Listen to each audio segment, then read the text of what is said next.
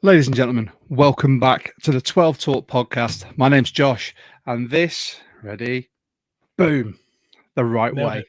is Mitch. We are going through it's episode 2 of our Draft Crushes series. Last week we had Dan Viennes on, and this week we've got another fantastic guest, Mr. Bryce Coutts of the HawksZone Rundown. He is the head coach of the Pinnacle QB Academy, and that's going to lend really, really well to the fact that he's going to be discussing QBs with us and his draft crushes there.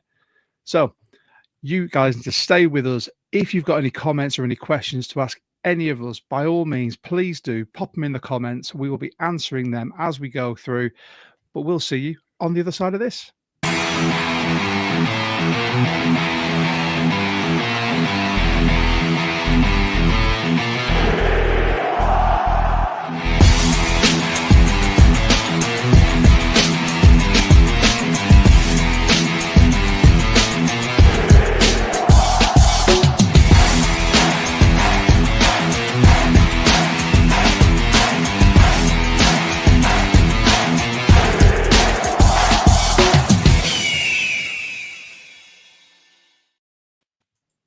Boom, back in the room, back for another fantastic Draft Crushes episode.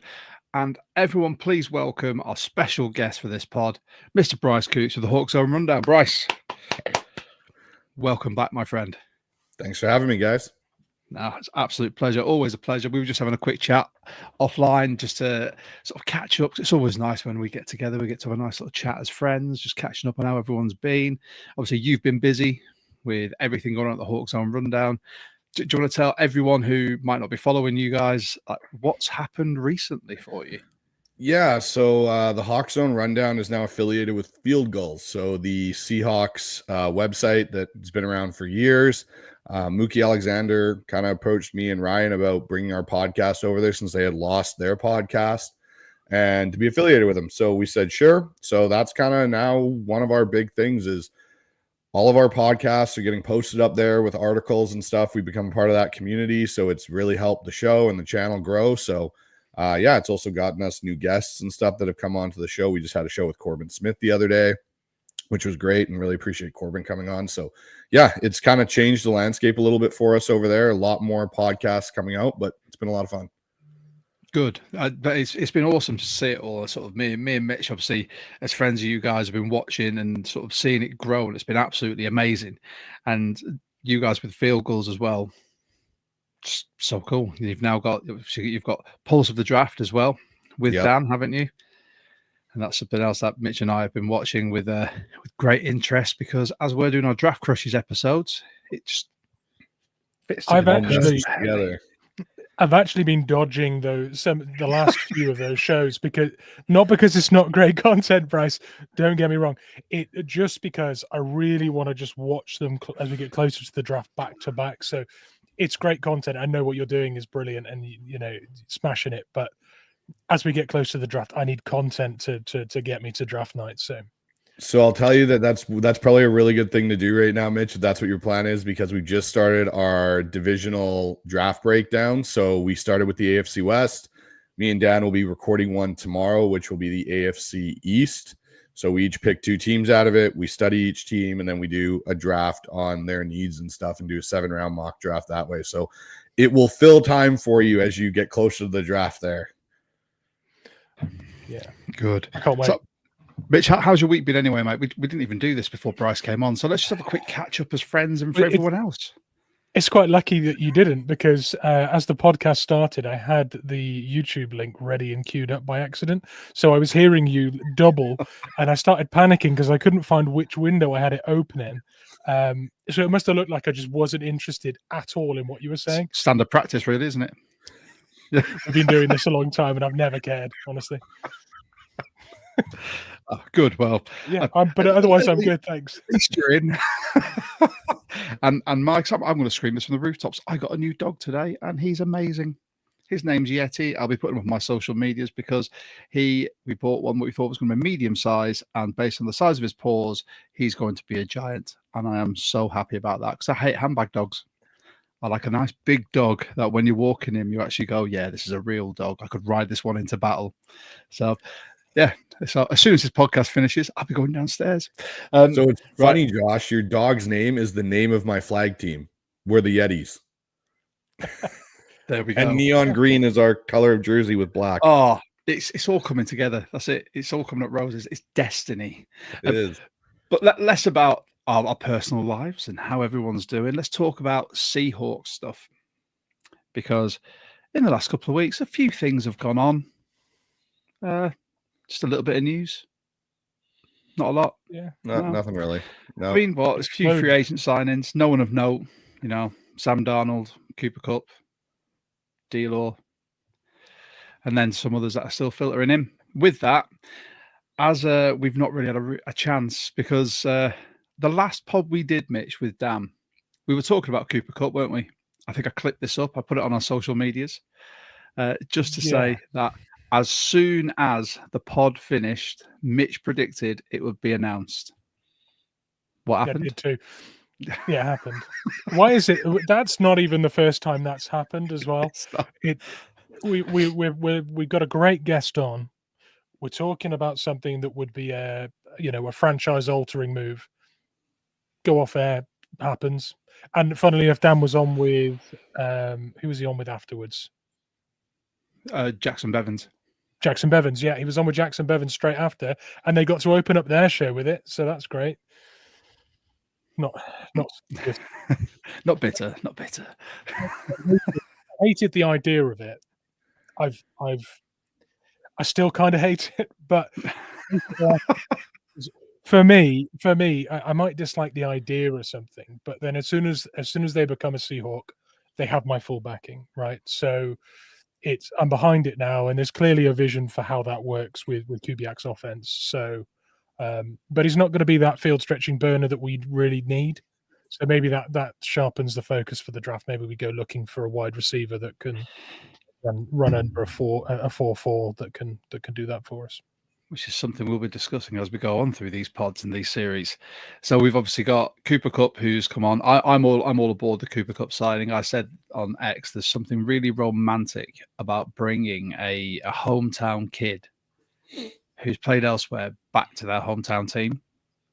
I think that's what this is. It's regardless of what people think, and regardless of the whole, his drop off in the last 2 years since his Triple Crown, he is a proven,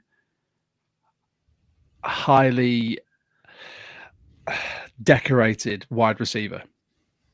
Regardless of if he's a burner, if he's a field stretcher, his separation, everything he can bring, the leadership he can bring to an offense is, I think it's one of the best free agent signings I've seen from us for a long time on the offensive side of the football. And I'm intrigued, and I think we'll have a quick chat about what the Seahawks offensive identity could be. But I'm intrigued to see what it will be when, and Cooper Kupp addressed this in his press conference about being predominantly a slot player. But it's not a matter of always being in the slot. Sometimes he lines up outside and he runs a slot route. And if we've got two players like that, that can only, to me, mean that there's going to be a lot of short and intermediate routes for JSN and Kupp with use of tight ends and running. But as we've got somebody on here who is a quarterback coach and an offensive coordinator, I'd like to pick Bryce's brain on what he thinks about this. So, Bryce, give it to us.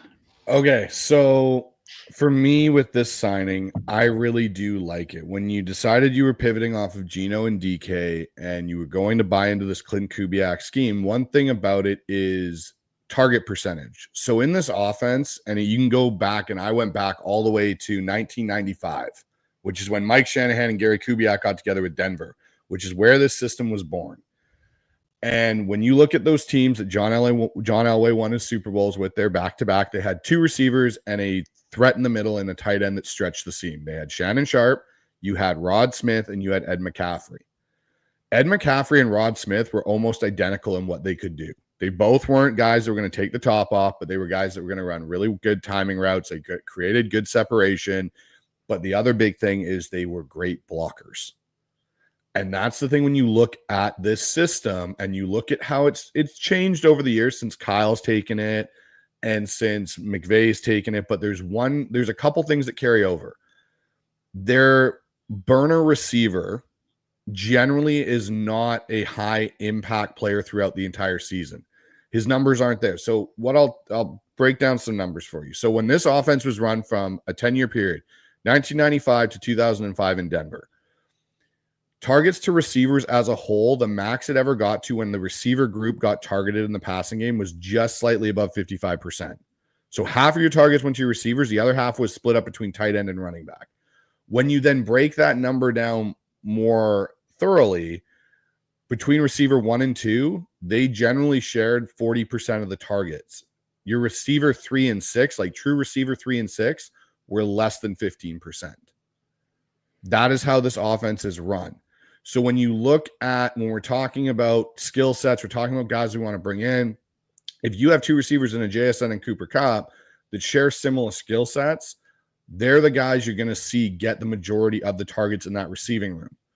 You're not going to see a lot of targets going to your receiver 3, 4, and 5, like we were accustomed to last year with Ryan Grubb's system, where he's running a lot of 11 personnel and he's running a lot of empty and straight back things. And so the things that really come out of this group that's been successful is you look at, even when Gary Kubiak ran this offense with Peyton Manning, do you guys remember who those receivers were at that time? You had Emmanuel Sanders and Demaryius Thomas. They weren't exactly burners. They weren't guys that were going to blow the top off of a defense and run by people like a DK Metcalf, for example. They were guys that ran reliable routes, blocked, could make things after the catch with yak yards, but they were physical in how they would present themselves. And even though Emmanuel Sanders was a smaller receiver, his role still fit. He was a willing blocker. He'd come in. And the other thing is you see, they'll use 12 personnel, but they won't always use it the traditional way in Kubiak's system. They will get a move tight end and split him into the slot. And that's where you create that mismatch on a defense. So either they're rolling their safety down and now you're getting a much more one-hide centric defense, or they're having to plus out that linebacker or put that nickel there and they move that tight end. So when you look at some of the years of these offenses, you look at the 49ers, Brandon Ayuk and Deebo Samuel actually carried a lot of similar skill sets.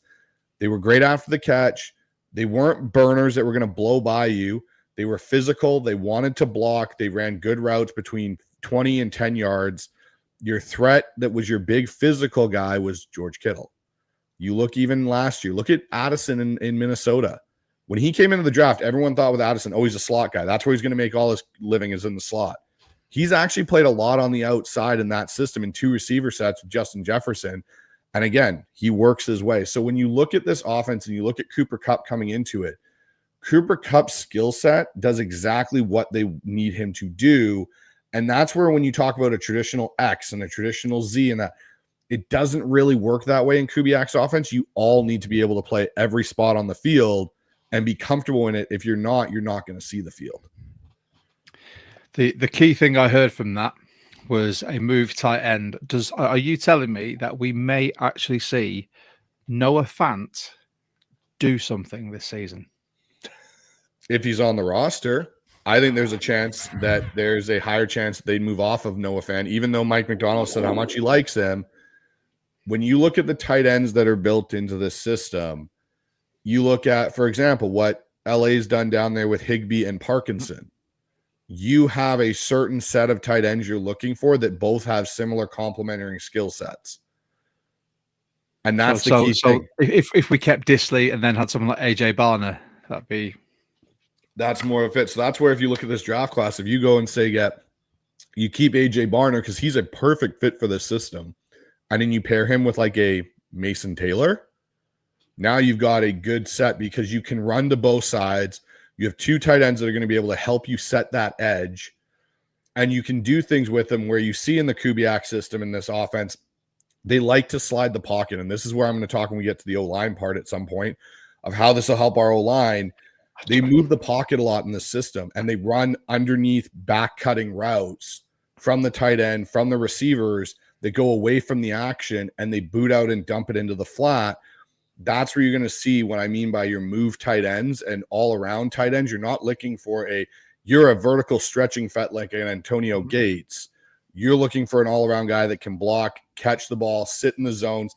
Their tight ends are meant to stress defenses because they cause backers hell because they move and they sit in zones that they see the openings to. So I'm shocked that you thought we were going to talk O-line. Like, who in Seahawks poddom talks O-line? I know, right? Nobody, never. We have a perfect O-line. It's not a problem. I'm burying my head in the sand. La la la Okay. la la. Okay, so let's go on to the. Let's talk QB, then we'll go O-line, and then we'll get into your draft crushes. Okay. But Sam Darnold, Mhm. tell us, how do you think he's going to fit into this offense?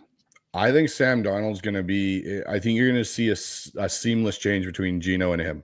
I don't think you're going to see a drop off as much. Reason I say that is you're almost getting Geno back in 2022 to an extent because you're getting a guy that had when Sam Darnold, like I love Sam coming out of the draft. When he was at USC, I thought this guy's really talented. He's got a lot of skills. He's a good leader. He's not ready to play right away. What did he go to? He went to a situation where they threw him into the fire with no weapons, no nothing, no proper offensive scheme built, anything. And he got crushed. And it's the same thing the Jets have done with Geno, Mark Sanchez, Zach Wilson. Like you list on and on. The last good quarterback that they've really had there, and then don't even throw Brett Favre's name in that conversation, is either Chad Pennington or Vinny Testaverde. Those are the last guys that have really done anything for the Jets. And so when you look at Sam, people tend to think, oh, this is just this blip for him this year in Minnesota. Well, actually, when he was in Carolina and started the 6 games he did, they went 4-2. Yeah. He was playing good football. And then he took the opportunity, which I think is really key in this, is his own self-awareness of, I need to go somewhere where I'm going to learn how to play quarterback at this level because what I'm doing isn't working.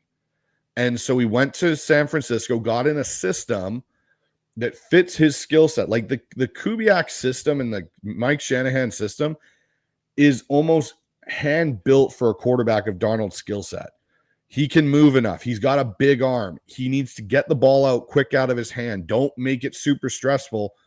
That's been the MO of this offense ever since you go back to Joe Montana.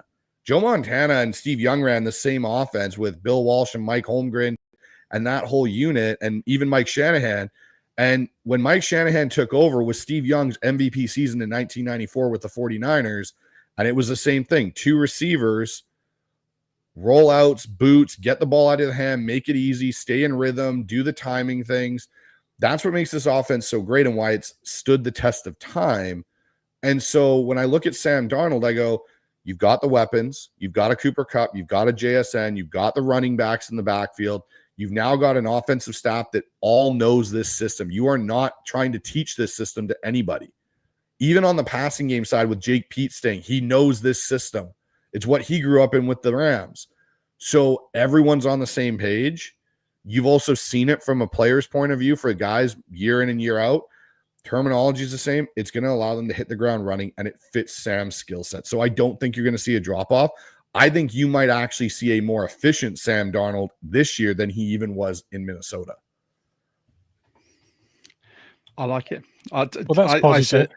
I was going to say, I said this off air, like the whole, the sky is falling when we traded Geno. I don't get on board with that. It's the definition of insanity is doing the same thing over and over and over again, expecting a different result. And Geno has been a fantastic bridge QB for us. You know, he came in, stepped in when Russ got injured. He came in and was a starter. And, you know, he had the odd brain fart, which led to some crucial red zone interceptions, but he was fine. You know, he kept us winning with some winning seasons, did well sort of Mike Mack's first season, just missed the playoffs. But if you want a team to move forward, you need to bring in something new. And that's what we've done. We've torn down this offensive identity in inverted commas by trading DK, by cutting Tyler, by trading away Geno, and brought in something completely new. And I think if they can get Donald humming like he was last year with the Vikings, then I'm all for it. I think Kubiak could be really interesting what he's going to do with all these pieces going forward. Mitch, go on. You're looking at like, Just over here smoldering. Yeah, I don't know. I mean, I find the Darnold sort of sample size really, really interesting, because the Jets have always been a dumpster fire for QBs to be drafted. You know, it's not a good situation to go into for a young quarterback, and I don't like to look at what he put on tape there and be overly critical, because it was just horrific. Like he wasn't the worst thing there, and I always liked his attitude when it was terrible. He showed great character when the house was on fire. So that sample size you can't judge much of. And then he goes to the Vikings, and there's a huge uptick in his performance. And people like to say that that's just because he had Addison and Jefferson there. You know, so there's always this caveat to why he was bad or why he was good. And now he's going to a franchise in a transition. No one expects them to win lots of games. What can he do in this scenario? I think our franchise for the next 3 years or 2 years, however long we end up actually keeping him, that will be a real true test of him. We know he's got the character. We know he's got the talent. He hasn't shown it consistently. There's some small print under the stats that he put up in at the Vikings because of the talent around him. So what can he do with us? That is going to tell the league who he is. So that's where I stand on the Darnold thing. I do think he's going to be at the same sort of level that we got from Geno. I just hope it was 2022 Geno, not 2023 or 4 Geno. But the way I look at this is you're going to get, I think, a higher ceiling with Sam Darnold overall than you ever got with Geno. If he hits it, you also have the potential for the floor to be a lot lower. And so you're kind of stuck in this, and that's where this change is exciting. I think you're going to get the higher ceiling Sam Darnold for the fact of, and I agree with you, like you're talking about his sample sizes and what he's done, what he hasn't done. When we look at Kevin O'Connell's system, it is 3 parts now removed from the origin source. And that's the one thing I like about this hire of Clint Kubiak with bringing in Sam Darnold in this offense is there are 2 guys that built this offense, Mike Shanahan and Gary Kubiak. So the 2 main guys that have grown up in it the most and understand the inner workings of it the most are Clint, his brother, who's on the 49er staff, and Kyle. McVay has taken it and added parts from the Air Coryell system that he learned from Gruden when he was on Gruden's staff in Tampa Bay. And those are kind of the wrinkles you see now with them and their run scheme changing and stuff. But the thing that I will say for Sam in this is you are asking a quarterback now in a system where he doesn't have to make checks at the line. And that's the biggest change in this offense. The center makes all the protection and line adjustments. So for the quarterback, walking up and being, okay, I'm just looking at the linebackers now to the safeties in that secondary, you're cutting down the processing impact on a quarterback drastically because you're basically cutting it in half to almost a quarter of what they normally have to do. And where you look at Grubb's system last year, they weren't asking the line to do a lot. It was very much all on Geno. And even in Shane Waldron's system, it was all on Geno. And so that's where you're going to see the change now, where you're going to a quarterback and going, hey, cool, figure out what coverage they are, figure out if there's a hot read here, if we need to check something. Don't worry about the line. That's going to be taking care of the center. Like it. Well, there's 2 things to discuss there then. You talk about running back, and there was news coming out this week that the Raiders have inquired about trading for Ken Walker. So let's do a very quick bit on that. So we'll start with Bryce as our guest. If someone came in with a decent offer for Ken Walker, would you trade him and why? What is a decent offer? Well, you tell us what you think a decent offer is, sir. I think, and so what I can say about that rumor is that it's actually not accurate at all. It's basically based off a Bleacher Report scenario. I'm going hyperbole. It's I know. All... I'm stating from what I know from talking to people. It never really did happen. But anyhow, I would say if you're going to come calling for Ken Walker, it would have to probably be at minimum a 3rd round pick.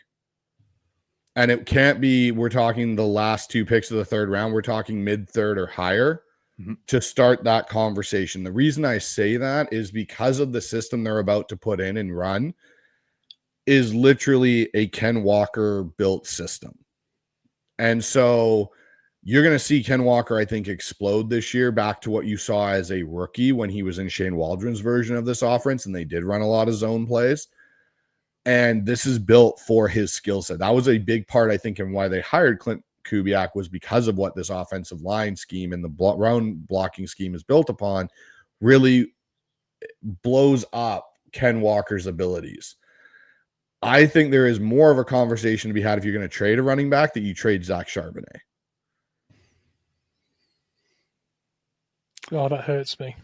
Yeah, I know it does. It hurts me as well, but I can see the reasoning for it because, in my opinion, he's got RB1 ability in this league, and we've got Kenny McIntosh, who is on minimal cap hit due to being a 7th round pick. And you have a very deep receiving car. Yeah, exactly. This draft is deep in running backs. So I'd hate to see it because he's been with us 2 years, but I could see the sense in it. Mitch, you said that'd hurt you, but let's go on to Ken Walker. If someone came calling for Ken Walker, what would you say it would be a good return? And why? Yeah, I'm with Bryce on the 3rd. I think I'd love to see us get a 2nd back because obviously we took him in the 2nd round. But what you have to look at, in my opinion, is the fact that he is in the final year of his contract this year. If we are planning to keep him, we are then committed to paying him. People don't like paying running backs in this league because they take an awful lot of punishment. And I know we shouldn't look at it like a cattle market, but in reality it is. And if you're going to commit to paying Ken Walker a 3-year extension on, what do we reckon, Bryce, 10 million a year, 9 million a year, and plus incentives, you're paying a guy that has played approximately half the snaps, or was fit on half the game days so far in his rookie contract. Running backs do not get more durable in this league. They take an absolute pounding, and it takes serious specimens to really continue to 28, 29, 30 and stay fit. If he's not fit as a rookie, why on earth are you committing so much money to that player? So if someone comes in with a third round pick or a 2nd and a pick swap, something like that, you take that and you take the money to the bank and you pick a running back in this draft, which you both said super deep in great quality running backs. The timing's good for us for the not having to extend him. The timing's great because there are running backs galore in this draft. And it also, he gets to go off. He's then committed that if you trade for him, you're then committed to paying him. So you've looked after Ken in the respect that you've guaranteed him 3 more years in this league on big money. So it's not like we've done him dirty by getting rid. He's going to get a massive payday. So I think that makes sense for every party. Someone's getting a blue chip running back. We're not having to pay. We're getting a new running back on a cheap deal, and he makes bank. So it ticks so many boxes. It's a shame that it's a hypothetical because I would have snapped that off and taken another pick on day 1 and 2. It's also a shame because, like Bryce said, this scheme is designed for someone of Ken Walker's skill set, and he could absolutely explode. But if he absolutely explodes, that means if we do decide to re-sign him, then you are looking at that 9-10 million plus incentives. And although with the cap going up, there is one caveat that I will say in Ken Walker that might get him at a lower price, has been his durability. That's the one thing. If we're talking about a guy that has played 3 years, missed 3 games over a 3-year period, there's more to say he's going to get the higher end of that contract. He has missed substantial time in multiple games at a point. So I think that's where you could see that cap hit come down for him and that contract be worked where he has to hit certain durability incentives to max out his contract extension. And the reason why I think Charbonnet is a better trade piece in some respects than K9. I get K9 is the superior athlete. He is the better overall running back in what he does.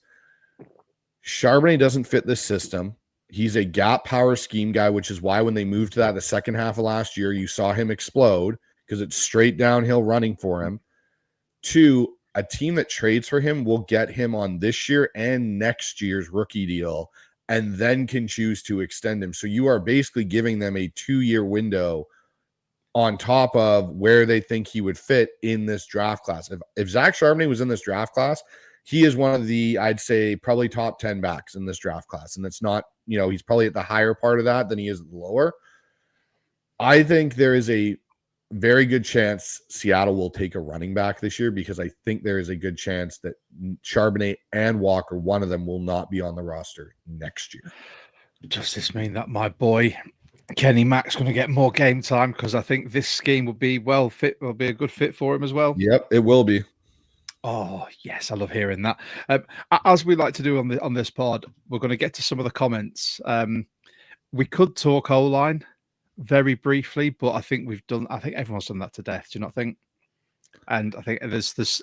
I think the chat would explode if we talked O-line, and it would be exploding with exploitives. And I think that's something we can do that another time. Let's do that after the draft, Bryce. We'll have a good talk about that. Sounds good to me. So a couple that have come in. So Martin Lawrence has said, I think they could trade Ken Walker and take a running back in the draft because this is a good RB class. I think it would be good with this approach, to be honest. So I'd be good. I think a lot of people would be. But as Bryce has said, this is a scheme designed for someone with Ken Walker's skill set. I'm not going to be sad about it because the fantasy league that Mitch and I are in, where Mitch has been a massive turncoat and taken charge of the LA Rams, I have the Seattle Seahawks, so that means my running backs will be scoring loads of points. Did you see, by the way, this is way off topic, did you see the promo video that they released today? Oh, did you see that? Do you see what they did to me? I saw the picture. I saw the. Did you also see they called me Joel Edwards? It's my alter ego. Yeah, that's great. Right. We've also got Randy Roberts has come in and said perhaps a better idea would be to sign K9 to an extension of 3 years now because he hasn't hopped off and might pop off in the season. That way, you're not overpaying him. I think if you were to look at the guys that are up for extension, my top 3 guys that are up for extension, Charles Cross. Sorry, I should say 4, but one's with a caveat. So it would be Charles Cross, it would be K9, and it would be Kobe Bryant being another one because Kobe's up for an extension, and you do not want to let that man hit the market considering what he did. And then the one with the caveat is Abe Lucas. I don't think, if that's how they view this and what they're trying to do now, I think that's where you start allocating your money. You don't allocate it to a on and off supposedly number 1 corner in Reek Woolen. And that's why I think those are the guys that they will focus on. And again, Boy Mafe, I left out of that. I think he has to show that he can continually do what he's doing to get the money he's looking for. Nice. And our good friend, Dan Viennes, has come in with a super chat here. So if they can get Walker to be more decisive and get north-south quicker, he can explode in this scheme. He could be Alvin Kamara. Could you imagine that? Alvin Kamara, consistently, in my opinion, one of the best running backs in the league. That was my draft comp for K9 when he came out, was Alvin Kamara. It's a solid comment. Hi, Dan. Thanks for joining. Thanks for everyone else joining as well. It's amazing having people like Bryce and Dan previously to come on. We've got many more to come on the 12 Talk pod. We've also got a few things that we're going to be coming up with by way of draft crushes very soon. Before we get into anything, now, we at the 12 Talk podcast are the UK Seahawkers official podcast. We're very proud. So we were asked to become the official podcast of UK Seahawkers.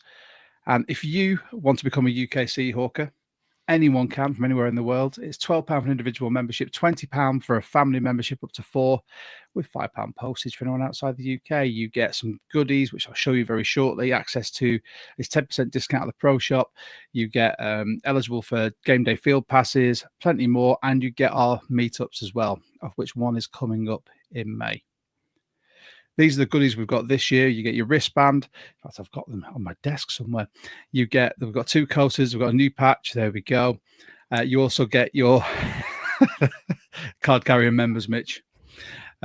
You also get your membership card as well. And our meetup this year is in Glasgow on the 3rd of May. You have to be a member. It's £5 to come and join us. We're going to have beers. We'll be talking Seahawks all night with the UK Seahawks. It's going to be amazing. Mitch and I will be there interviewing some UK Seahawks as well to put on a pod together. And let's see what everyone else is thinking. And we're also proud supporters of the Roman Cancer Trust. The Seahawk a month is back as well. But the Robbie Cancer Trust is a UK germ cell cancer charity, which is all about testicular and ovarian cancer. If you've been affected, by all means, please head to their website. And this gentleman here wearing the massive foam ball bag is Toby. He's the chairman.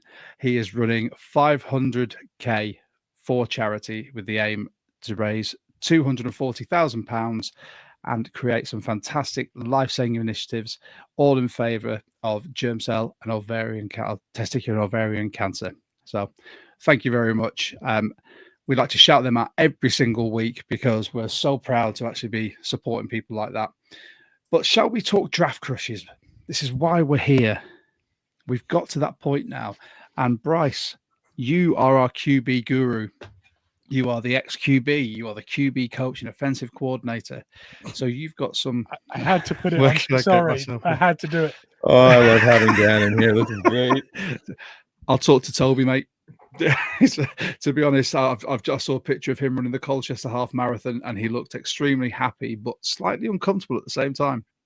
But yeah, they're hashtags as well. Hashtag talking bollocks and hashtag not overreacting. They're a brilliant charity. So let's talk draft crushes. Let's start with QBs, Bryce, and then we've got some non-QBs. We've got a few honorable mentions. We've got a little bit of time. So who would you like to start with? So I know I'm going to take 2 QBs right out of this that I don't think are going to be there for the Seahawks, and that's Shedeur Sanders and Cam Ward. I don't even think they're going to be relatively part of that conversation. Good. So the initial one that I know everyone's going to say in the chat and everything is Jackson Dart. I'm not going to go with Jackson Dart because I don't think he's worth a first-round pick. Love the kid. I think he's a second-round grade at best, and I think he's a guy that is getting hyped up because of the lack of true top prospects at the quarterback position this year. So for me, I'm going to start with one that most people thought I would start with, but I'm not going to, is Riley Leonard from Notre Dame. So Riley Leonard to me is an interesting case study. So I watched him through the season at Notre Dame, went back and watched his previous film from when he was at Duke and other places he's been. He is an interesting prospect because he shows you flashes where you look at him and you go, wow, like he threw that so well on anticipation and timing into that window and got the ball there. And then you see him through other passes and you're like, wow, you were like 3 steps too late. That was a horrible decision. And you kind of saw that through the college football playoff a bit with him. I think when you looked at some of his throws that he made in the Ohio State National Championship versus some of the throws he made against Indiana in the cold in Notre Dame, he's a great athlete.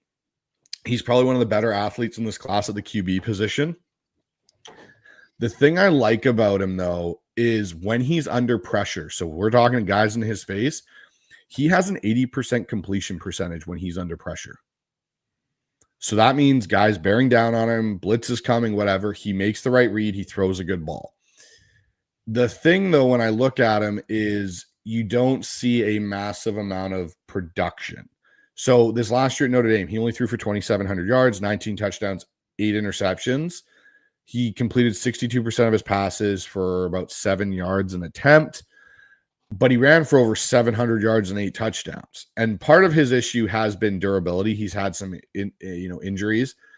My weaknesses for him, he's very inconsistent with his mechanics. Now, that's something I've seen since Senior Bowl to some of the videos he's been posting of him working out and doing things. And I'm very interested to see when he does his pro day what it looks like. But his off-target rate is 10%, which is pretty high for a quarterback. That's kind of a scary number that he's that inconsistent. And I think he's got some limited arm strength. Like, his max out of his throw I've seen like down the field is about 55 yards. I like usually my quarterback at the NFL to be able to at least get at 60. That's roughly the range I'd like to see. So those are a couple things. Like I project him to be around, at the earliest I could see him going is late round 4. Like some team really falls in love with him because he's got great character. You listen to the kid talk, the interviews, he's a really likable guy. You can see he was a leader at Notre Dame, came in there for 1 year, got named a captain. So those are some traits you want to see. Now with a fit with the Seahawks, you know, his rushing ability and his mobility adds to the Kubiak boot package and stuff. But I don't see him coming in and necessarily beating out a Sam Howell right away. I think he's a guy you take as your developmental prospect of, hey, we want to see if he can become our backup and then eventually our starter a couple years down the line. So for me, that's kind of where I sit with Riley Leonard. Mitch looks... Riley. No, it's a really interesting take. There's a lot there I agree with. There's some things that I would mention as well. I mean, and out of context, this is the strangest question you'll probably hear asked on an American football podcast. But what do you know about his toe? Because he obviously had that really. I mean, no toe injury should ever be serious, but he had a. Oh, Josh, muted. What kind of podcast have we become? Yeah. I mean, let's not shame anyone here, Josh. People are into what they're into, and I want to talk about toes. So the whole toe thing was basically he'd had a bad toe injury, and it took ages of time for doctors to sign him off to play. And I worry a little bit about a quarterback that relies so much on his legs to make him a viable option to take in a draft because he's got that dual threat. If that toe is a problem going forward, the last player on the pitch you want to have durability concerns is your quarterback. So do you know, have you heard anything about I believe so the toe injury was basically a severe case of turf toe, essentially tore the ligaments on his toe. And the problem is I believe it was his right foot. And that's concerning because for a quarterback even throwing, let alone his running ability, it's his rotational factor of ground force and using the balls of your feet to turn, and your toe gets a lot, especially your larger big toe gets a lot of exposure to that. And if you're struggling with that, from what I understand, he's cleared, but if you're struggling with that, it's going to then create issues with your throwing mechanics, which I know for a fact is now where it leads to his bad throwing mechanics, because it's a lot of lower body issues. It's not an upper body issue with his mechanics. It's a lot of lower body not creating enough force. Then his arm takes over and he starts missing throws. And so that's where I agree with you, Mitch. Like that's why for me, he's around 5 to 7 developmental guy where, hey, we're willing to take a swing because there is a substantial upside, but there is that concern of, hey, if this flares up again, we haven't invested a substantial amount into a guy that may never really turn into what we thought he was going to turn into. Yeah, I like that. I wanted to bring that bit up. Just like I say silent on these. Okay. Yeah, I was going to say, Josh always stays silent on these. I do you know, it's got to that point with my personal working life and everything else that, unlike last year, I have not had the opportunity to do my in-depth sort of like scouting on these people. So I'm relying on you guys, much like everyone else watching this pod, to fill me in and send me links to videos and reports. Luckily, Bryce, you sent us a lot of your QB reports, so sometimes I actually get a chance to read those. Well, I will send you my crush breakdown after this one, so you can get that long document. Since you saw the names, I will send you my breakdown.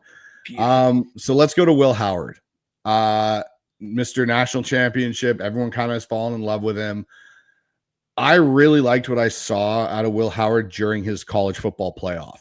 I saw a quarterback that could make NFL throws, that, you know, made NFL plays too, where it wasn't, yes, he had a star-studded team at Ohio State, but he made plays in those games to help win, not just get carried by the talent around him. Like his third down throw against Notre Dame to seal the game there. Those are some of the things you want to see from your quarterback. Now, the strengths for him. He's got a strong arm. He can push the ball 60 yards down the field. We've seen him do it. He has experience. He'll be 24 as a rookie, so he's got a lot of playing experience, a lot of college starts, which are things you want to see. Now, he has some poise. He's a 68% completion guy when blitzed. So that's a good thing you're going to see. You're going to see that pressure. You want to see a guy identify it, make the right throw and the right read. Now, his 40-yard dash time hurt him, and his mobility is not as good as, say, a Riley Leonard, which I think will hurt him at the NFL level because everyone's faster. Again, he has footwork issues. Like when you see him miss throws, his feet are very happy. He looks like happy feet in the pocket, like the penguin. They're constantly bouncing. And as a quarterback, there are moments where, yes, you want your feet and you want to be on the balls of your feet, but you don't want to be bouncing. You want to be able to be settled in control, slide, glide through that pocket, and then be able to stick your foot in the ground and make the throw. And when you watch Will Howard, you see moments of that where that's a struggle for him, where he gets a little too anxious and starts popping his feet up and missing throws. Again, for me, he's got the size. He's 6'4", he's 237. You know, in Ohio State, he threw for 3,200 yards, 26 touchdowns, 9 interceptions. He completed 65% of them with a roughly 8-yard completion per attempt. But again, for me, he's a developmental guy. Like I would take him in the 3rd round, earliest for me. I think there's a lot of more upside to him and less injury history that you'd get with a Riley Leonard. But there's still some concerns with his throwing, his decision-making to a point. You want to see that carry over. He's a perfect guy where I would say Will Howard could come into Seattle and actually push Sam Howell, because a lot of the issues Sam Howell has are the same issues Will Howard has, but Will Howard might be able to break those where Sam Howell's kind of, I think, settled into a lot of those as his NFL career is now more cemented. So that's where I look at, if you bring in a Will Howard, he's more coming in to beat out Sam Howell this year and be your backup. And then potentially, depending on what goes on with Sam Darnold, turns out to be a, you know, eventual heir apparent. But when I look at Will Howard, to me, my comp for him is a poor man Sam Darnold, weirdly enough, because he shares a lot of the same traits that Sam Darnold had coming out of college. But I think he lacks a lot of the elite skills that Sam does have. Yeah, I like that. My profile for him has a underscored line in red, which was terrible combine without familiarity. So you've mentioned the 40 time, but my big takeaway from the combine was whenever a quarterback comes out of Ohio State, the big underlying or that the elephant in the room is an average quarterback can be good at Ohio because their wide receiver, you know, conveyor belt is unbelievable. That the only college that creates more high quality wide receivers is LSU, I would say. So if a quarterback goes and starts throwing to wide receivers they've never thrown to at the combine, and they're an Ohio State quarterback and they're mistiming them, overthrowing them, you know, it suddenly puts that line in bold letters that he is an Ohio State quarterback that struggled to throw to unfamiliar targets or lesser quality wide receivers. So a thing that stood out for me, and it plays right into what you're talking about, Mitch, was him not participating in the Senior Bowl. Riley Leonard, who had played in the exact same amount of games, participated in the Senior Bowl, and Will Howard didn't. And so when I had conversations with other Seahawks content creators, Michael Thompson, Dan Viens, I had said, this might bite him in the ass if he does not have a good combine and he comes out, and that's what happened. He struggled, and I think he has really hurt his draft stock. Now, I think his pro day is going to go fine because he's going to be throwing to his guys. But that's going to be the thing of, okay, you're not, like, how long is it going to take you to adjust to not throwing to your guys at, you know, the NFL level to be more consistent and be more accurate? So that's why, again, I say Will Howard is a developmental guy. He's a guy that you bring in to compete for the 2 spot. If he wins it, great, and shows you some things, awesome, because there is upside there. And there's more upside there than I think there is with Riley Leonard. But again, he's not someone you're going, yeah, we're banging the table, we need to take Will Howard at some point in this draft. Yeah, I agree. Massively agree. So I have another one here, and this guy is my true favorite. I have been on him from the very start. I love this guy, and that's Kyle McCord out of Syracuse. Kyle McCord for me, so we talk about prototypical size. He's 6'3", 215. Played at a big program at Ohio State. They were 10-1 with him. The one loss against Michigan, or I think they were 11-1, sorry. So the one loss was against Michigan, yep. and basically got told, hey, we're bringing in Will Howard and you're out, which again, I find rather puzzling. And he moved on and he goes to a program. He doesn't go and transfer to an Alabama or one of these other big programs. He goes to Syracuse, which isn't exactly known to being a quarterback factory or producing high offense or anything. Goes there and breaks a bunch of ACC passing records that were held by Deshaun Watson and other, really good quarterbacks that have come through the Clemson program. Now, we look at his numbers. He threw for 3,800 yards, 28 touchdowns, 12 interceptions, completed 68% of his passes with an unfamiliar receiving core that he had never really worked with until he had got to that school. And he averaged 8.2 yards per attempt. So he's pushing that ball. It's not little check downs. We're talking like to the sticks or where his throws are going. His strengths. So his quick release. He gets the ball out in under 2.6 seconds on average. So he is processing. He is identifying where that ball needs to go, and it is coming out. His short to intermediate accuracy, which I will caveat is a big thing in the Clint Kubiak offense in the West Coast. He completed 70% of his passes from 0 to 12 yards. He was poised under pressure, completing 65% of his passes when blitzed. Now, the weakness with him is he's not nearly as mobile as Leonard or Howard. Like, he has mobility, but he's nowhere near the athletes they are. His 40-yard dash time was roughly, I believe, just under 4.8, I think it was. I can't remember exactly. Only rushed for 120 yards. Now, the one thing I will say is he had a tendency at Ohio State to lock onto his primary reads. He had like 8 turnover-worthy plays at Ohio State. That dropped significantly at Syracuse down to 3 turnover-worthy plays. So when I look at him, he's got an elite arm. He can make all the throws you want, and he fits into this offensive scheme. Now that, yes, again, with all these guys, there's going to be issues with him. His biggest issue is he's just not the athlete the other quarterbacks are in this class. But we talk about a fit for the Seahawks. His biggest thing is on his drop back percentage, he had a completion percentage of 68 off of play action. So when we're talking about a scheme fit, there's going to be more play action this year. Hallelujah. And you're going to see a guy that could potentially fit into it. This is where I see a guy like Kyle McCord. He is a better fit to come in. I think he's an upgrade over Sam Howell personally, right off the bat. Just what he's been able to do at college is better. And I think he's a guy that you could eventually turn the keys over to if you don't like Sam Darnold. But again, you're not in a situation where this guy is someone that you're taking in a round 1 or round 2. He can fall to you in round 4 through 7. You take him and you bring him in. He, to me, is the best option. I know there's people that'll slam the table for Jackson Dart. Jackson Dart gives me a lot of Drew Lock vibes in some respects. And Tyler Shuck scares me because of his age. You need to start that guy sooner than later. I think Tyler Shuck has probably the best arm in the draft, like pure arm and throwing ability. But when you look at all encompassing, and we're talking about taking a quarterback that we can develop and bring along, I think Kyle McCord might give you the best option. Yeah, I really like Kyle McCord. The big, I mean, I don't want to just chime in with negatives here, but my biggest knock on Kyle McCord is the errors that have come when he's tried to fit the ball into tight windows as well. And I think he stays with his first option a little bit too long at the expense of taking smaller gains underneath. But other than that, I love how he maneuvers around the pocket. He's really, really good at sort of giving himself an extra second, sensing pressure, maneuvering around.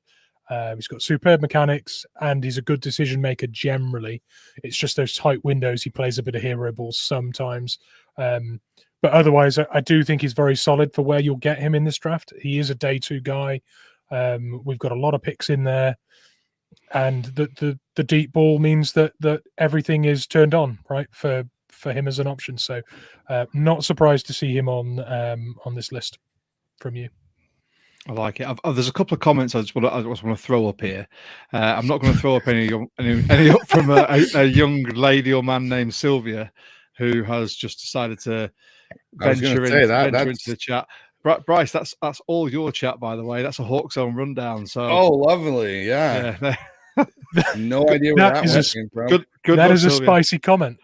That is a spicy. Well, it all started with the whole toe thing, Mitch. Like this is where it all went down. That's it. The algorithm's ruined now, Mitch. That's it. I've ruined it.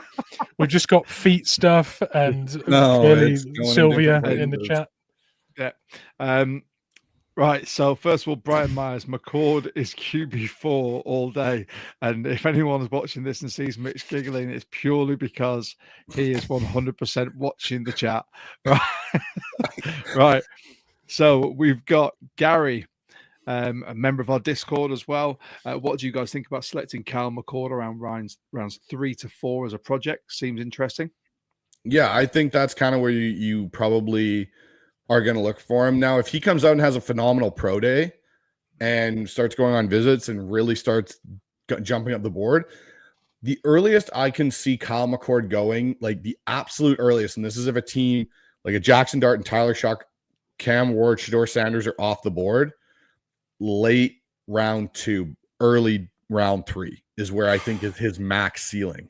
Oh, well, Thrill House thinks rounds 3 to 4 is a major reach for McCord, especially since we signed Darnold. I think Darnold has more ceiling, and Seattle will be calming place for him. I totally agree. I think Darnold does have it. Like when we're talking about this, we're talking about developmental guys across the board. There is nobody in this class for me, even Cam Ward and Shador Sanders in this class for me. I don't look at and go franchise quarterback like we had last year with Bo Nix, Michael Penix, JJ McCarthy, Jaden Daniels, like all of those guys. This class doesn't even come close. It's better than the Kenny Pickett draft year and that class. But again, all these guys you're taking, they should be worse than your starter and be brought in as developmental potential starters. Yeah, agreed. So I still can't get over that chat. I can't look at the chat right now. I just put it off to the side. I just like so there's one comment for anyone who can't see these. You can probably see them on the HawksZone Rundown chat when it gets a live replay. Sylvia's talking about holes, and Brian Myers has come up with a fantastic retort. I agree. Hawks have too many holes to pick a QB before round 5. Well done, Brian. Well done. Bravo, sir. Oh God. Well, that's been the upside. This is the first for us, gentlemen. It's what happens. You see, you grow and grow and grow. Oh yeah. And this is what happens. See, Mitch, you and I, just the natural slow growth. We're quite happy with that because we don't get wrong-uns in our chat. So, and then we get Bryce, and I talk about toes. And it just spirals. Really, I'm sorry. Do you know what this says to me? You two should never be on the same pod again. Well, we nearly. The algorithm now knows. We nearly had our own. We almost had our own pod. We almost had our own podcast, the two of us, and this is just a little snapshot of what it would turn into. Could you imagine? Anyway, let's get past toes and holes. There's a song in there somewhere. Bryce, who else have you got? Give us some more draft. Okay, pushes, so mate. I'll give you another quarterback. I'll give you Jackson Dart, my breakdown of Jackson Dart. So 6'2", 215. He amassed, 4,500 total yards last year, almost threw for 4,000. He ran for 625. So you're getting the passing side of a Kyle McCord, meets a bit of the Riley Leonard mobility. 32 touchdowns, 6 interceptions, completed 70% of his passes, averaged 9 yards an attempt. He hasn't, probably in this class, he has a top 3 arm in this class for just overall strength. He can throw at 65 yards. The throw in the bowl game versus Duke, he's rolling to his left, turns and flips it right down to the 2-yard line on a rope. Those are an elite level kind of throw. His throwing on the run is kind of what separates him a bit from some of these other quarterbacks. Throwing on the run outside the pocket, he had a 75% completion percentage. That is a good number for a guy outside the pocket moving. Mm-hmm. He's a very good rusher. He can move. Now, see, the thing for me with him that I noticed a bit watching his game and going back and diving into it, because I really liked him coming out. And then I went and started diving into it more and more when all this hype started to build around him. I was like, okay, like his hype's getting really big, really quickly. An area for me is his processing speed. And so what I mean by that is we talked about Kyle McCord can get the ball out in under 2.6 seconds on average. So we're talking like he's almost getting it out very quickly. Like he's identifying what he's seeing and that ball's coming out. Jackson Dart is closer to 3 on average, which is quite a bit of time for a quarterback, 3 seconds to process, get the ball out of your hand. And so that's kind of a worry thing. He also had 10 turnover worthy plays. So we talk about, with Kyle McCord and making throws that are a little bit risky. Jackson Dart is also one of those guys that is going to take shots into areas sometimes that you're going, hey, there's an easier check down, hit that, live for the next play. He's more likely to throw that ball down the field. And, again, I'd say he's a consensus. He's going to go in the first round. I think some team's going to get in love with him and they're going to take him in the first round. Again, he fits the Kubiak system. I just do not see the Seahawks taking him again because he, to me, is almost, again, a lower version Sam Darnold. If we're talking about a guy we already have on our roster, Jackson Dart has a lot of the same characteristics. He can move. Has an elite arm. He does certain things. But again, he's not a guy you're looking to start right away. He's going to be sitting on your bench for a year or two. And that's where I look at it and I go, if he fell into round 2 at pick 50 and Seattle fell in love with him, I'm okay there taking him. I'm not okay at pick 18 or even a trade back scenario into the lower 20s to take him. He is a second round talent at max for me. Yeah. If you were to take him and put him in last year's class, he's probably a 3rd round pick. Yeah. There's nowhere in God's green earth we're taking a quarterback in round 1 this year. I don't think so, no. But based on the limited scouting I've done and my knowledge of this quarterback class, I don't even think Shedeur Sanders is a top 10 pick. But he'll go top 10 because it's literally him or Cam Ward, unless someone, like you said, falls in love with Jackson Dart and he ends up flipping that with Shedeur Sanders. I've been quite vocal in the fact that I'm not a Sanders fan because it's not just, I think, his limited ability. I think it's also his attitude and the fact that the baggage you've got prime time coming with him. Mm-hmm. That's a lot for a franchise to deal with. Totally agree with you. Yeah, on Jackson Dart, before we move off, I've comped him for quite a long time to Bo Nix, but obviously Bo Nix coming into the league was an older prospect. Jackson Dart's 21 or might be 22 in. I think he's 22 in the NFL season will start. Yeah, exactly. So, I mean, the thing I really like about him is how good he is going off script. When the play breaks down, he's really good improvising and making the most of a mess. And he throws with beautiful touch as well. So, I think if he becomes a starter a few years down the line, he's going to be a great quarterback to enjoy watching. I think he's a gunslinger. If it all goes, Pete Tong, he's going to be great to watch improvising, and there'll be highlight reels after highlight reels of him doing magical stuff. I just don't like what you're going to have to pay draft capital wise to get him this year, because I think whoever drafts him, they're going to be reaching. And you're going to miss out on a player that can contribute to your roster immediately. And that's the only real thing I can say about Jackson Dart and why I don't want him. If like you said, he falls to the 2nd round and we've got 2 picks there, I'm not saying you run to the podium. No, but there's really more of a conversation. Yeah, I really wouldn't hate it. That's the thing for me with this class is this does set up well for Seattle to start taking a swing at a quarterback. But what I will caveat that with is I was more of a component for Seattle drafting a QB this year when Geno Smith was more on the roster. He is 35 years old. We have now reset our room 7 years.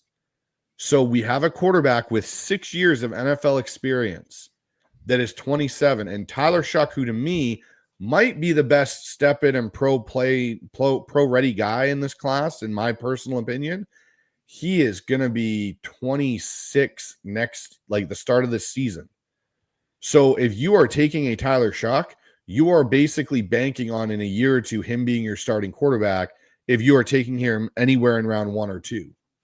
And that's why for me, the other players that I mentioned, the Kyle McCords, the Riley Leonards, the Will Howards, make more sense for Seattle now that you've reset your room that you can take in round 3 or 4 if the board is falling a certain way and they may be the highest graded player on your board at that point, then you take a shot at them at that point. But you don't do it if there is some other elite prospect that can help you fill another area because you have an established quarterback as your number one now in Sam Darnold. I like it. So we have got, I think we'll finish this with a quick mock draft as well. But you've got a couple more, haven't you? Let's give you, all right, go on, give us two more, Bryce. And then we've got a couple of comments. No more quarterbacks. Give me two. I'm going to go with two guys that are not quarterbacks. Okay, so one of the running backs I have fallen in love with in this draft is Caleb Johnson out of Iowa. He, to me, is a scheme fit in the zone because he's a bit of a more of a bruiser than a Ken Walker, but he's faster than a Zach Charbonnet. And so for me, that's where I look at with him. He's 6 foot, 225 pounds. Last year, he rushed for 1,600 yards and 18 touchdowns and averaged 6.5 yards per carry on an Iowa team that had no receiving threats. They basically knew they were going to run the ball, and this guy still was able to turn out 6 yards per carry.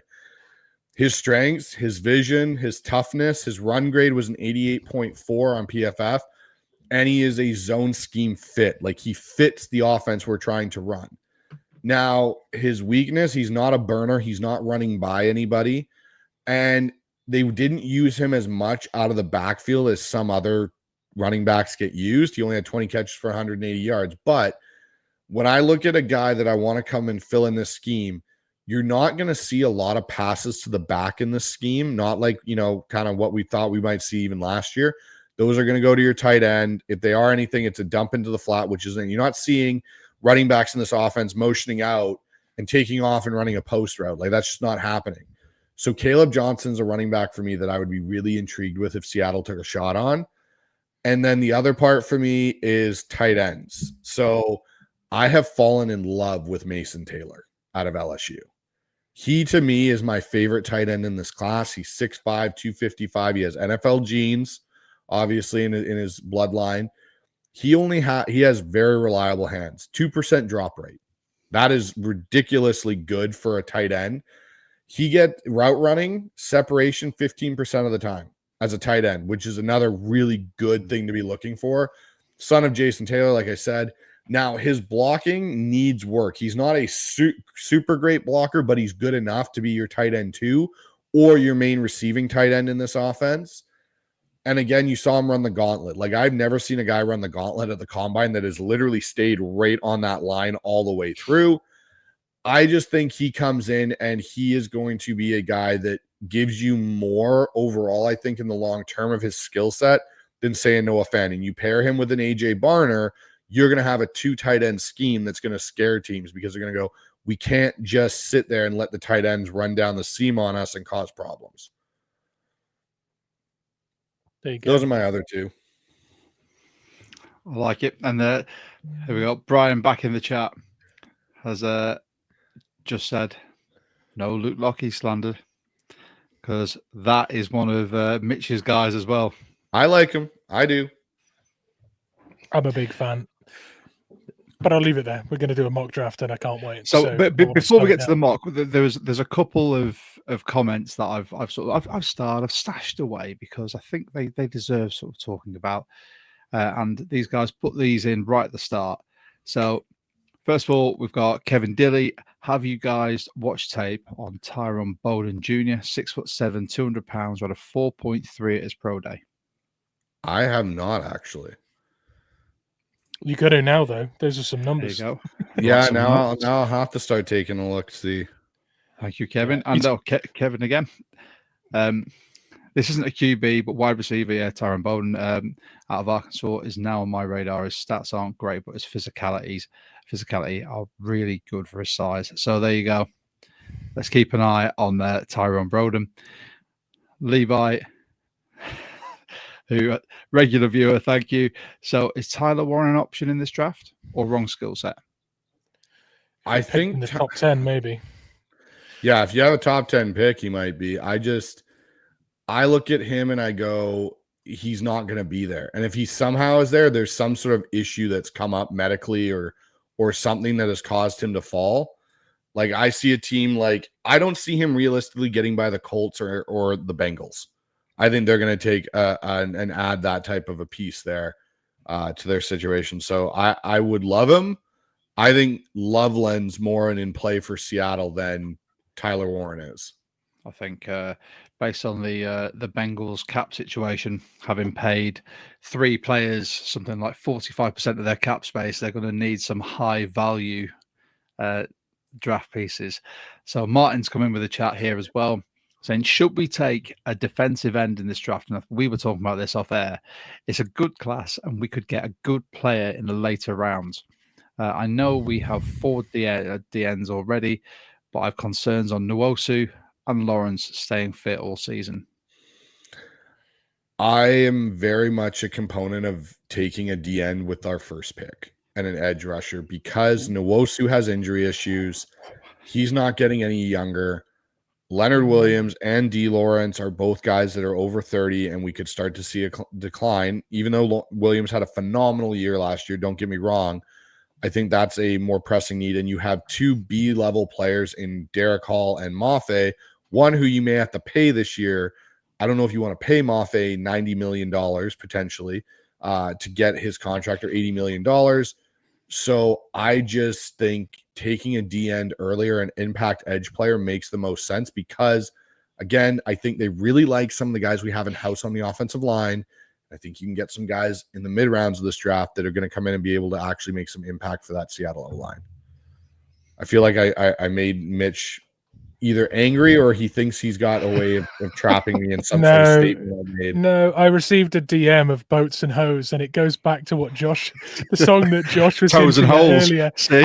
Toes and I told that exactly what whoever sent you that DM is on my wavelength right there. Oh god, Toes and Holes. It was so good. And you said it, and I thought best leave that there because this is going to spiral. And then that's just ended up in my DMs, and it's great. So, one more from Tasha J. What do you think of Terrence Ferguson at tight end? He brings that nasty. I think you already have that guy on your roster in AJ Barner. In a lot of ways, the skill sets are very similar. I like Terrence Ferguson, and if he's the guy that they decide that they want to bring in, great. I just think if you see someone like a Mason Taylor or one of these other guys, and they're even like a Harold Fanning Jr., they add a little bit of something different. And I think in a way that might add more. Again, I like his skill set. I think he's a really good tight end. I just don't know if Seattle's interested in him when they have basically a duplicate in AJ Barner already on their roster.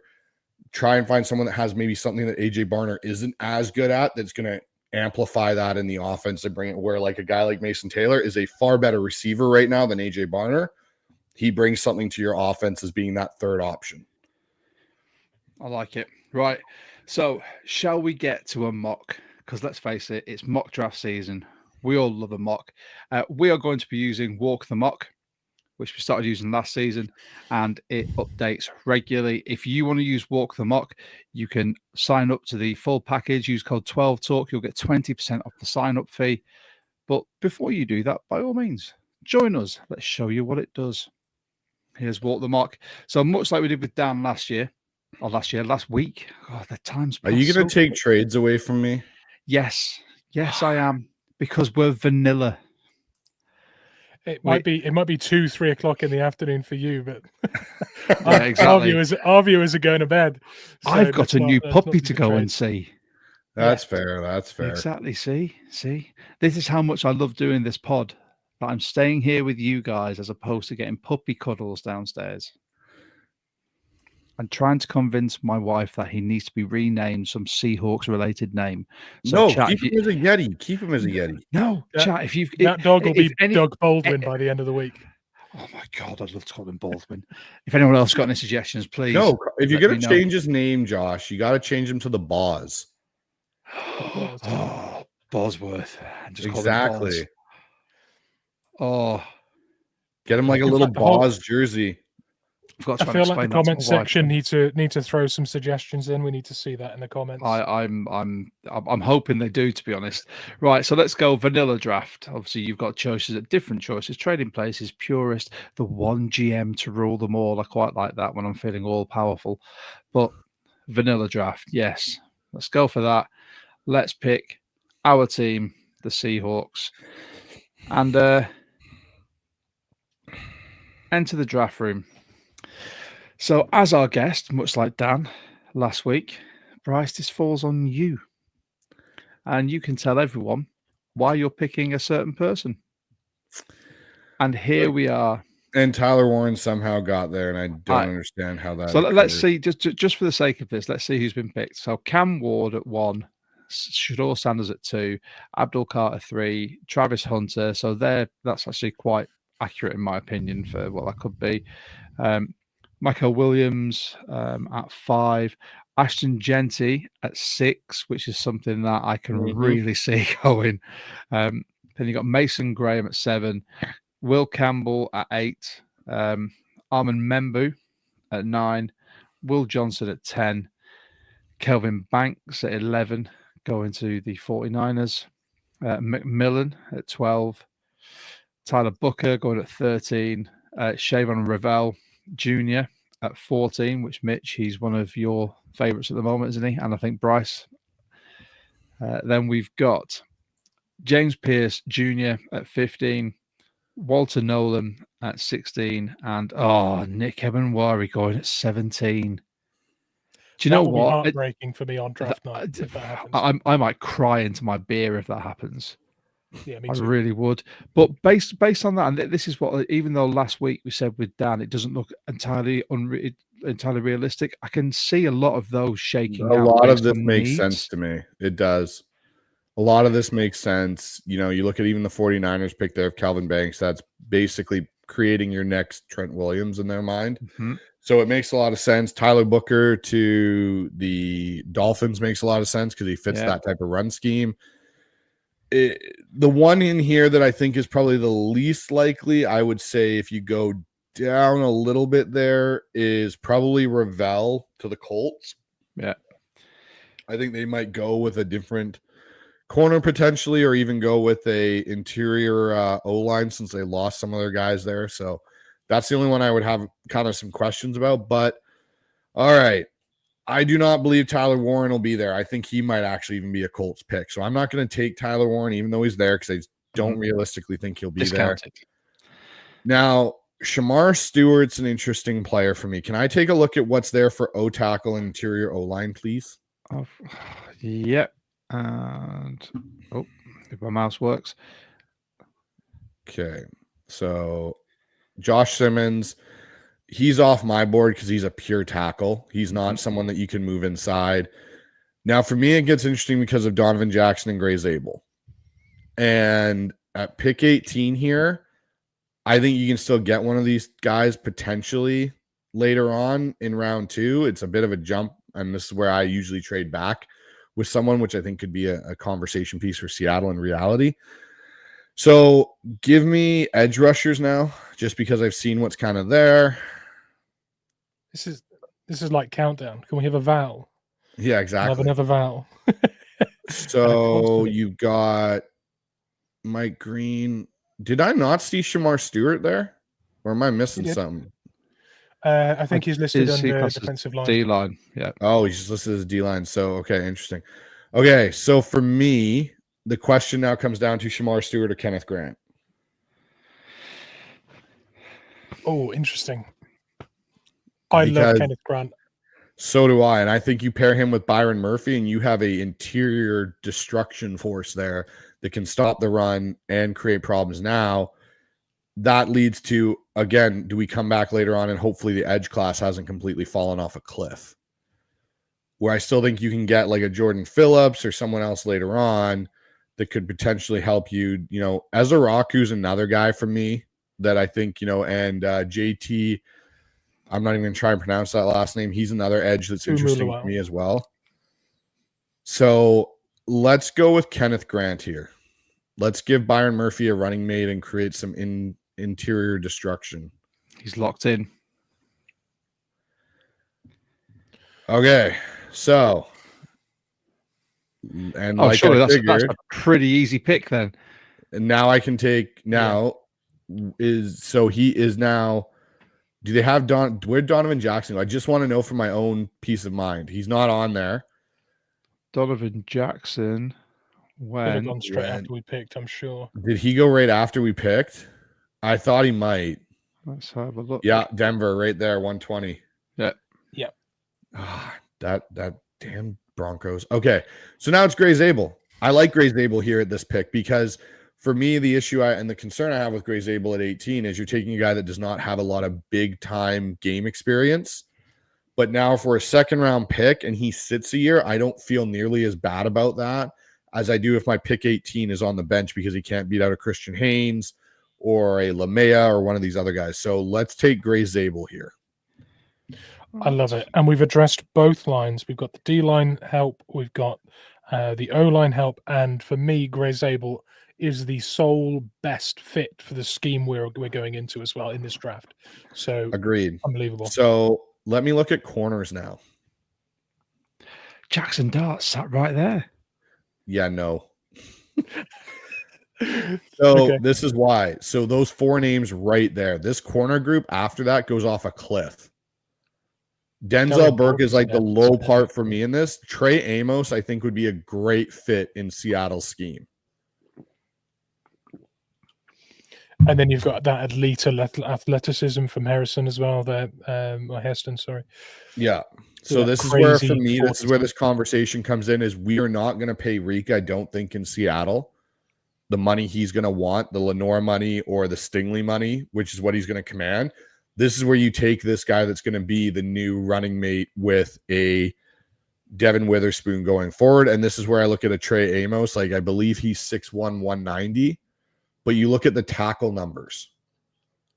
That's a guy that's okay to get his nose in there and make plays and make tackles. And that's what you're going to want. Three interceptions, 13 passes defended, 1 forced fumble. So I think you take Trey Amos there. And this way we've addressed our both sides of the ball in the trenches. And we've also now addressed the secondary position. So we're not making a need pick next year in a draft class that may not have as many good corners potentially. So Trey Amos? Yeah. Locked in. All right. This is where it's going to get interesting now. All right. So now let me see the tight ends. Ooh. Gunnar Helm, Terrence Ferguson, Jack Brinstall. Who else is in there by any chance? Is Harold Fanning still in there? Mitchell Evans is still there. Jackson Hawes is still there. Okay, good. So there's still some good tight ends. Okay, so we're going to go and take a receiver now. Now that I know there's still some tight ends in there, and you're going to give me Jaden Higgins. Oof. That's a nice fit. Easy. Right, okay. Higgins, you are a Seahawk. Okay. And we're back on the board again. Now, can I take another look at the D-line and edge class? Yes, you can. And there's a potential fit with Jordan Phillips being there. Now, the edges are interesting. I don't like any of those two as a fit. Can you go down a little bit? Savion Jones, there. That's the guy I'm looking for right there from UCLA. But when's our next pick here? So we have got, what's this? We're 328. So our next 435. So that's a bit of a drop. That's a significant drop here. So I think we might be able to get away with that. So what's on the interior O-line again? Jared Wilson, Luke Kandra. So those guys are going to be there later on. Okay. So this is where I'm going to do something a little bit different than most people aren't expecting. Show me off-ball linebacker. Demetrius. Okay, so I like Moden Jr. right there. Mm-hmm. That's who he's been a big favorite. He's a big favorite of mine over the last 2 years. I thought he'd come out last year, but really, really. So it's either him or a tight end right now because I want to see if the tight ends have moved again there, Mitch. I'm sorry, I'm making you go back sorry, Josh, I'm making you go back and forth. That's fine. Mitch and I get confused all the time. Okay, so go down a little bit. Let me just have a look here. So Ferguson's still there. Yeah, let's take our linebacker right there. So take Moden Jr. from Georgia. Okay. Now we'll see how this all plays out here. And it's falling kind of like I thought it would. Okay, Billy Bowman went off. Good. Okay. Oh, and my pick, the Dolphins took my edge that I was looking at there. Damn. Oh, Deja. Yeah, 2 picks before. So can we look at that edge class again? Of Let me course. just see if anything's changed in here.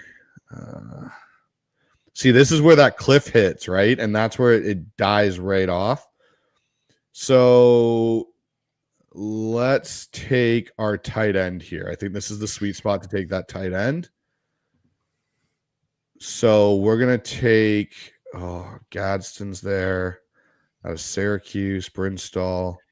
Now, see, Brinstall's interesting to me out of Clemson. Boy. Yeah, there's your boy. But we can get him way later on. Like, he's going to be, because he's got the injury issues, he's going to be a guy. The thing I like about Jake Brinstall here out of Clemson is he gives you a little bit of a better receiver than AJ Barner. That's the only thing. So you could split him into the slot in some of their schemes and use him. But I also like Jackson Haas because he can just blow anybody up. Can we go back to the all part of it? Just every prospect there, Josh? You certainly can. All right. Now, see, Ricky White's interesting. Kobe Bryant.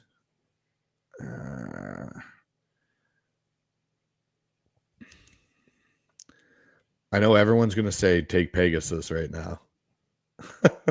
That's yes, because that's the there's fun. value because professionally you can play O-line and D-line. Yeah, the same as Travis Hunter professionally in the NFL can play both sides. When I look at this, so we've addressed. Okay, I really want to see if we can get another. What's our O-line? Interior O-line, is Luke Kandra still there? I think he went. I saw him go. Do you want me to do a quick sort of recap of what we've got for anyone listening as well and watching? So with pick 18, we took Kenneth Grant. With second round pick 18, we took Gray Zabel, and then second round pick 21, we took Trey Amos, cornerback, and then round 3, pick 18, Jaden Higgins, and then round 3, pick 28, we took, is it Smail Moden? Mondon. Yeah. So right now where we're picking, I think we take Jackson Slater. Had a visit. I think he can play center or guard. So again, you're addressing that interior part because I know that there's going to be some tackles we can get later on that I think could be swing tackles that would be okay. So let's take Jackson Slater here. So we've doubled down on our O-line in a way, make everyone happy in Seahawk land.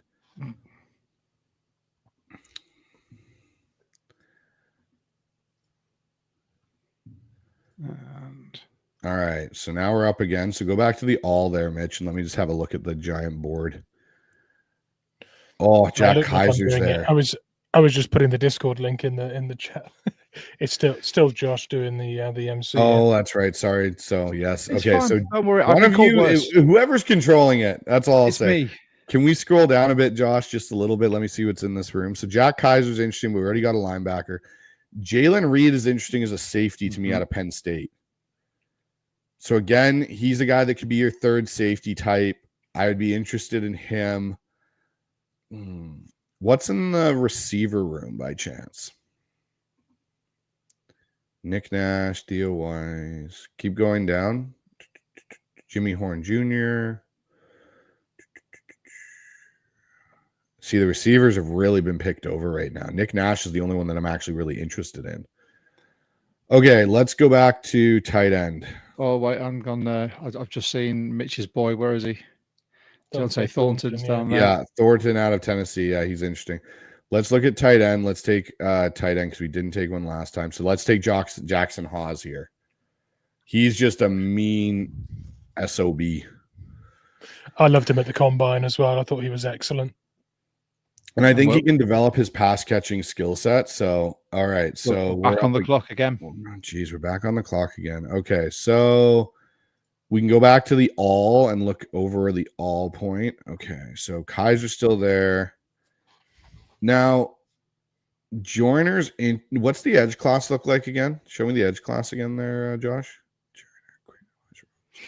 Go down a little bit. RJ Oben is an interesting one to me. Who are you saying? Baron Sorrell? Yep. From Texas, fell yeah, off a he's little bit. interesting. He was really highly thought of last year and stayed in college an extra year, and his stock's fallen a bit, but there's a lot of talent there. Again, this is what we're looking for here. We're looking for talent. So let's look at the receivers again and see if Nick Nash is still hanging out there. He is. Now, see, Nick Nash is an interesting guy to me. He fits a lot of the kind of skill. I know we took Jaden Higgins already, but if you can double down in that receiver room, I think there's some theory to doing that. I'm just looking at It's a decent return as well. 104 receptions. So 1,382 yards, Yeah. 16 TDs, and 13.3 yards per catch. And we're getting him at around what, 5 value? Yeah. I think that makes some sense. So let's take Nick Nash here. Did he go off the board? I think he did. Darn it. See, this is the one thing I don't like about Seattle's draft and why I think I could see them trading back is the amount of gaps they have where they're large gaps. Yeah. All Also, right. you need to stop whispering down the mic because I have some really weird people commenting again, talking about toes and holes and right. Where else are we? Right. Okay, so I like Marks here as a running back. I think we need to take one. I think he adds some skill set. He catches out of the backfield really well out of USC. So let's take him here. Jaquavius Marks, you are a Seahawk. All right, so this is our last pick now. Okay, so we've got D. So let's go back to O tackle and let's see if one of my swing guys is there. Cooper Mays out of Tennessee. No one I like. So let's go back to, let's look at the quarterbacks. Let's just see who's at pick 7 round, who's there. Okay. Nobody I want to even talk about. I'm like not even in a realm of conversation. Maybe Brady Cook's about the only one I'd take a swing at here, but DJ Ugalele? No. No, Josh. No. Let's look at safety. Free and strong. Yeah, let's have a look there. Oh, Woodson's there. Oh, that's interesting to me. Let's take Craig Woodson. Final answer? Final answer. Bosh. And then I'll let Mitch critique my draft. Great mock. They got to get a new GIF. That's the same one from last year. They got to have it is. I still love one. it. There's got to be a bad mock thing. As a millennial, I absolutely love that. Oh, I know. So, shall we do a recap? So, round 1, pick 18, we took Kenneth Grant, D-line from Michigan. Round 2, pick 18, we took Gray Zabel, offensive tackle from North Dakota State. Round 2, pick 21, Trey Amos, the cornerback from Ole Miss. Round 3, pick 18, we took Jaden Higgins, wide receiver, Iowa State. Round 3, pick 28, we took Shmael Mondon, Jr., linebacker from Georgia. Round 4, pick 35, Jackson Slater, interior O-line from Sacramento State. And round 5, pick 34, Jackson Hawes, tight end, Georgia Tech. Round 5, pick 37, Nick Nash, wide receiver, San Jose State. I'm really sounding like one of those really old school people on the BBC who's announcing football scores. Round 7, pick 7, Jaquavius Marks, running back from USC. And round 7, pick 18 is Craig Woodson, strong safety from California. Ladies and gents, I really like that. I that has filled some perfect holes there, Bryce. You've done really well. I don't know why I was about to praise you, like you're not in this game or anything. That's brilliant. I'm going to save that because we still need to put Dan Vienzi's mock up as well. So we're going to put them up together and let people see let's see what people say. The board fell funny after the Jaden Higgins pick. It broke differently than what I expected it to, which led to the Mondon pick there in the 3rd round because there just wasn't value at other spots. So that's where I take what I figure is a good pick to bring in a linebacker I think can immediately contribute on special teams and then also push Tyrese Knight for playing time. Yeah. I think we've had some, regardless of what draft engine you use, you always get thrown up some really weird picks. And for me, I think that first 18 or first 17 before us fell. People say it's not realistic, but I think when you look at every team's needs and what was there, Tyler Warren would be the outlier, but the rest of them I could really see. I could really see if Tyler Warren's there for the Bengals, I think they're just going to they'll sprint to the podium. There's not not a way they're not going to do that. But yeah, I really enjoyed that, Bryce. Thank you so much. We will put that up on our social medias. Obviously, we'll be tagging the HawksZone Rundown. For anyone who's watching that don't know where to find you, everything is down in the comments for us. But by all means, shout it out, sir. So you can find us over at the HawksZone Rundown on YouTube. We also have our stuff up on fieldgoals.com. So if you guys are in that area and you like reading the articles, go over there. There's tons of great content there. Our podcast is up there all the time. And yeah, I also have Pulse of the Draft with Dan Viennes, which is our all NFL draft show. And we will be recording a new episode this weekend where we're going to be focusing on the AFC East. So Dan's been given the Dolphins and the Jets to review, and I have been given the Bills and the Patriots to kind of dive into their draft needs and what they're going to look like. So we got that coming out this week, as well as me and Ryan will be doing a mock draft on the HawksZone Rundown, our first one together this year. So We'll see how that one kind of shapes up on Monday. I like it. And for anyone that's joined, if you're joining through the HawksZone Rundown stream and you want to help support us, by all means, you can like, subscribe, hit the notification bell. We're available on YouTube, Spotify, Amazon, Apple, all those good things. Follow us on social medias. Just search at 12 Talk Pod. X is where we're most lively. But if you want to talk to us and also our special guest, Bryce, you can join our Discord. It's completely free. Mitch has popped up the link in there already, but we have got Bryce in there. We've got some fantastic Seahawks content creators, 12s from all over the world as well, not just the UK. We reach to Germany, obviously Canada, the US. We've got Gibraltar. Can't forget Gibraltar. We're basically just trying to like collect every country. That's what we want. So if you're from Zimbabwe and you've got an internet connection, get in there. Come and join us. But we're talking Seahawks all the time. We've got multiple channels, whether it comes to mock drafts, free agency, just memes. They're my favorite ones at the moment because when I'm clicking through from work and I see one of them, I'm like, I'll save that. But yeah, it's absolutely brilliant. And we just enjoy having everyone on. Bryce, thank you so much for coming on. We really, really appreciate it. And we really enjoy having you as well. This is about, I think it's your third or fourth time on with us now. I think so, yeah. So we're getting up there. I'm starting to become more of a regular. Yeah, there you go. We'll put you in the little black book for when me or Mitch can't come in and be like, Bryce can co-host. Fantastic. There you go. But yeah, but for me, Josh, from Mitch, from Bryce, I just want to say thank you to everyone for joining, for putting your comments in there. It's been a fantastic evening for us, daytime for you guys. Shall we finish with a quick Go Hawks? Go Hawks. Go Hawks. Go Hawks.